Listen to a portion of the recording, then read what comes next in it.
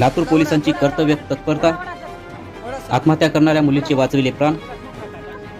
दिनांक 24/9/2025 ते 25/9/2025 रोजी पहाटे 5 वाजता लातूर पोलिसांच्या डायल 112 वर फोन आला की एक मुलगी मौजे बुदोडा शिवारातील खदानीमधील पाण्यामध्ये उडी मारून आत्महत्या करण्याचा प्रयत्न करीत आहे।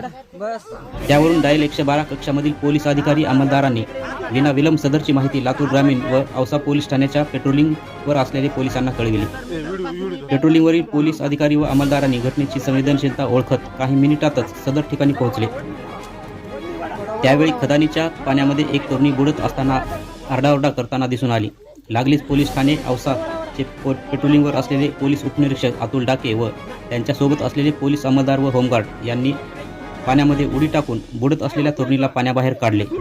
त्यामुळे तरुणीचे प्राण वाचले आहे। एकंदरीत आत्महत्या करीत असलेल्या तरुणीची माहिती मिळताच लातूर पोलिसांच्या डायल 112 तसेच पोलीस ठाणे लातूर ग्रामीण व पोलीस ठाणे औसाच्या येथील कर्तव्यावर असलेल्या पोलिसांनी अतिशय तात्काळ व वेगवान हालचालीमुळे तिन्ही शाखेच्या आपसामधील उत्कृष्ट संपर्क व संवेदनशीलता यामुळेच आत्महत्या करणाऱ्या तरुणीचे प्राण वाचले आहेत।